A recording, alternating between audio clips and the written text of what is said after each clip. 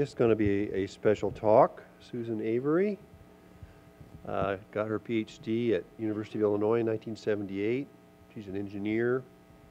She was then a visiting fellow of CIRES and then entered the Department of Civil, Environmental, and Architectural Engineering.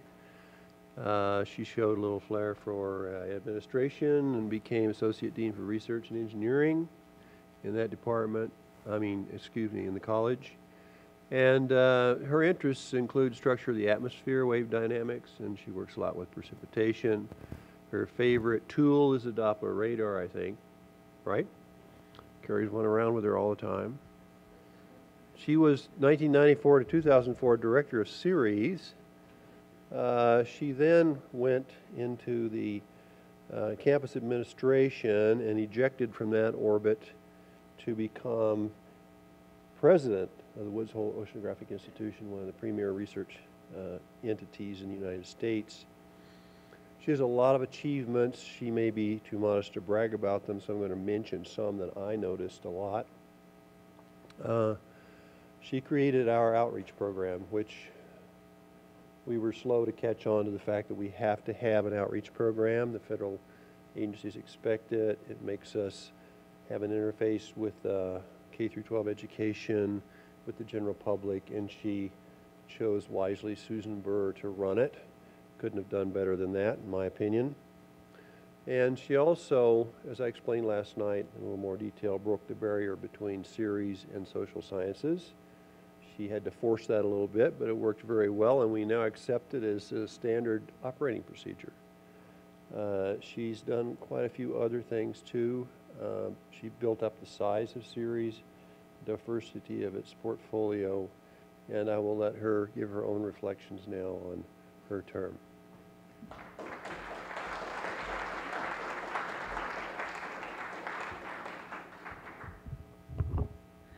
Thank you, Bill. It's oops. Oh, is that how? Oh, that's how I create waves at Hui. That's right. Okay. Well, first of all, congratulations to CIRES. 45 years. It's a great accomplishment and a great institute. I have so many fond memories. I've grown so much interacting with CIRES, and it's just a real pleasure to be back here. In trying to decide what to reflect on here, Coney, when you've been away for a long period of time, you sit back and look at the decade you were here and say, well, what was really important? What really endured? What really set the stage for continual growth in the science and everything? And so one of the things that I think is sort of a symbol or a metric of what of an institute has done and its success is who has become involved. Who did you hire? Who came on the Council of Fellows during the decade that I was director? I had the pleasure of being director of the institute, because in many ways these people that came on board were helping to shape the future of the institute. It also was sort of a signal of where the science was going during that decade. And if you look at these people, how many can name them all? I think I could do it a little bit. You have Randy Dole, Bill Neff, Susan Solomon, Doug Robertson, Tim Fuller-Rao, Amanda Lynch, Peter Tons, Andy Moore. I can't see. Is that Tom Chase? Chris Farrell, Craig Jones, Russ Munson. Peter Molnar, Veronica Vida, Balaji, Roger Pilkey Jr., Tom Schlatter, Jose Jimenez, John Casano, person of interest, Grant Feingold, Steve Neerum, David Noon, and Greg Tucker. Did I do it right? All right, good. So some of them have, of course, since left. Others have retired. And, of course, Coney brought in a brand new slate as well. But if you look at these people, you see that the science was evolving during this decade. There was a growing interest in climate. and climate prediction and our ability to look at climate signals that might be predictable. You see the emergence of space weather and space weather prediction as an important concept. You see clearly the ongoing understanding of the solid Earth and the record that the solid Earth has for us in terms of looking at what our changing planetary system is doing. Of course, I have to say the investment in Jose Jimenez, I remember going to the dean and negotiating the largest startup package I ever thought, and it was worth every single penny. So Jose Jimenez and his excellent chemistry that he brings to the university and to the institute here. And you also see sort of the growing synergies, the symbiotic relationships between the land surface, the atmosphere, and in some ways also what the ocean is doing as well. So, and then of course you see the social science element. Amanda Lynch clearly looked in the Arctic. She worked in the Arctic and she did a lot of stakeholder engagement up at Point Barrow and looking at the translation of what was happening in the Arctic to indigenous communities. And of course then Roger Pilkey Jr., who I will get to in a moment. So I think this was a sort of a thing that, an era that really saw a lot of change in the science, and it's reflected there. It was an era where there were advances in our understanding of the ENSO phenomena, and actually the era when there was a really good first sort of prediction or projection or nowcasting, if you will, of the evolution of an ENSO. There were a couple during that decade that were quite spectacular. It was an era where there was a growing awareness of the critical nature the Arctic was playing in the climate and the sensitivity of that Arctic system. And of course, we know that this year was now the lowest minimum of the Arctic ice extent. Of course, the Arctic ice mass has declined significantly. And you're now seeing a lot of penetration of solar light and photosynthesis into the water, and seeing tremendous ocean productivity emerging from this. And then at the bottom there just reflects the space weather. Space weather was, a modeling capability that then reached its ability to become a predictive operational tool as well. It was an era where there was a lot of emphasis on developing and utilizing new tools. And you've heard so many today, Dave Fahey, the wonderful role that aircraft and all of the chemical instrumentation that's been developed, certainly the satellites, some works on parachutes and kites, and of course all sorts of sensors that have been developed. And that's, I think, a critical, unique thing about CIRES, and I hope you've seen it in some of the presentations together. It's that synergy between the science, the tools, the sensors, the platforms that get us into the environment that allows us to make these measurements, synthesize them, and do the wonderful and answer some of the tremendous scientific questions. There are not many institutions that can boast of this synergy.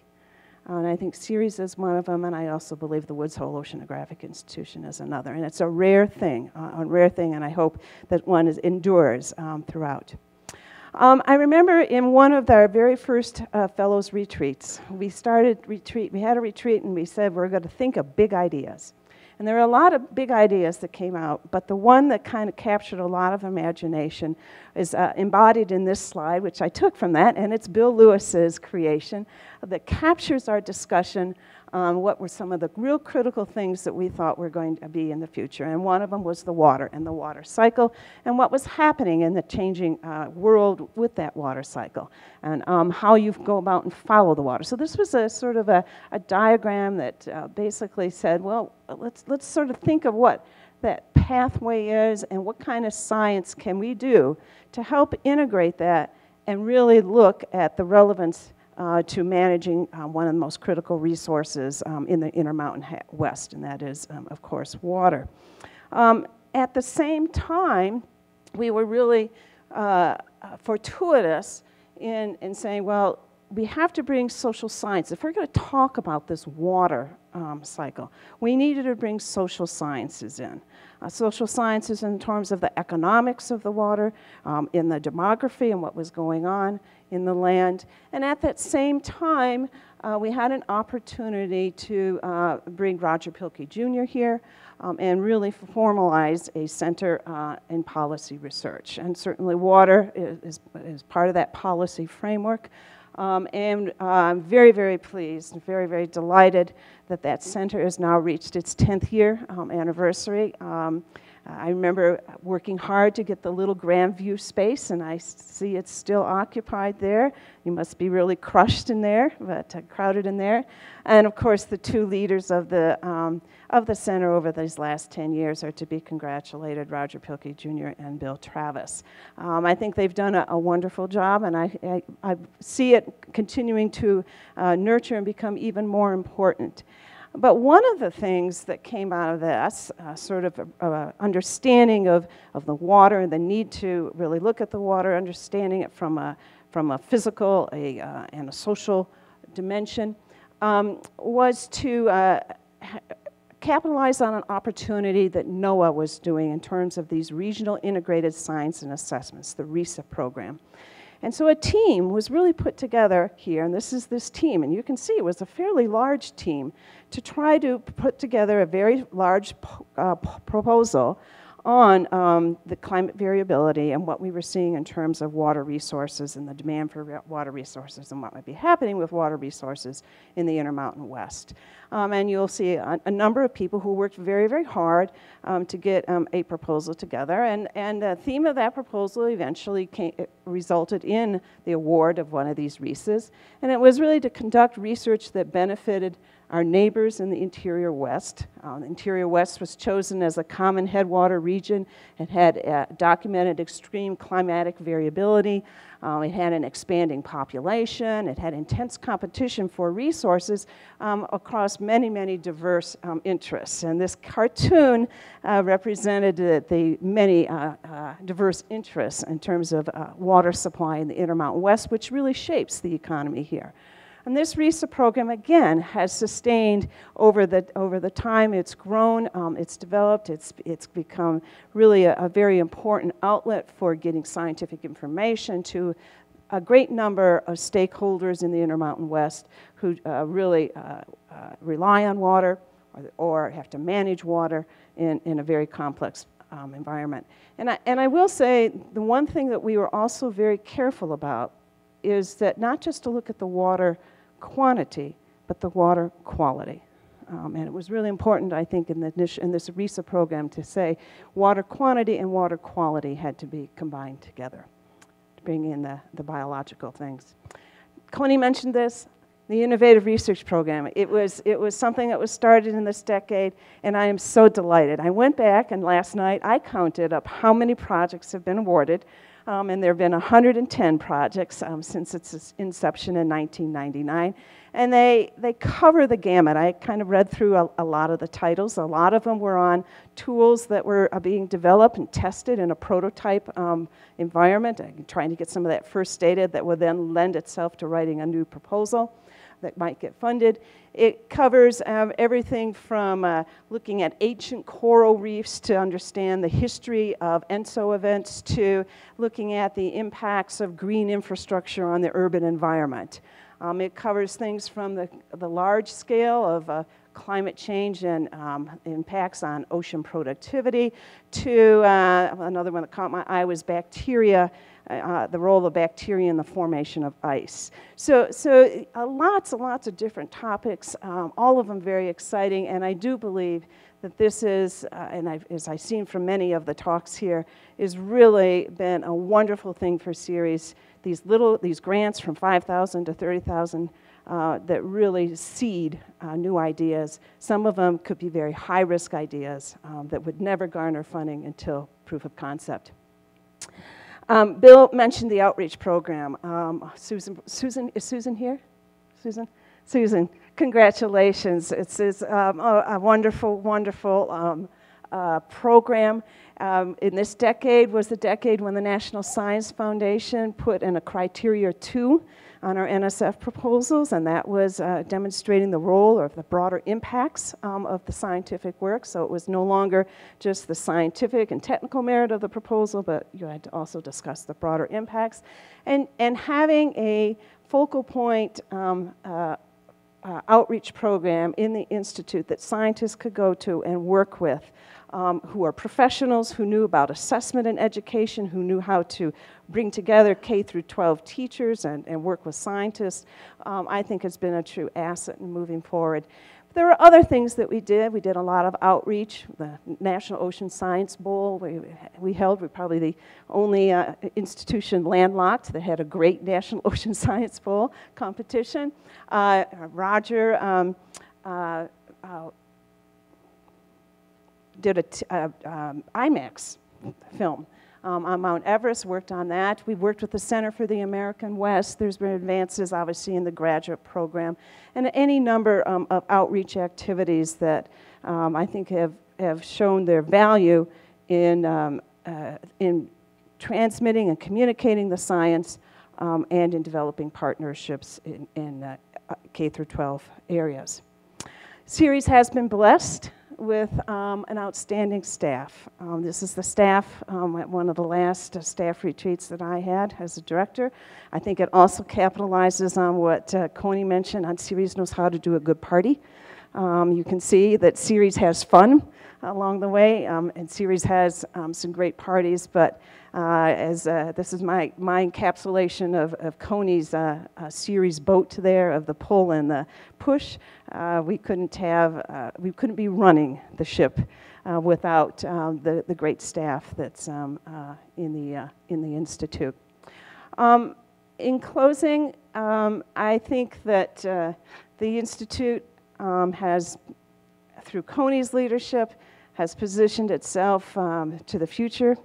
The person to be named, a person of interest, David. I hope that you will find it as well as I did, that it was left in good hands when I took over from Bob Sievers. It was great to take after. It was a great running institution, and things were moving very forward. And I think that's what every subsequent director always likes, to be taking on an institute, a unit, when it's doing so well. And in fact, it is doing very, very well.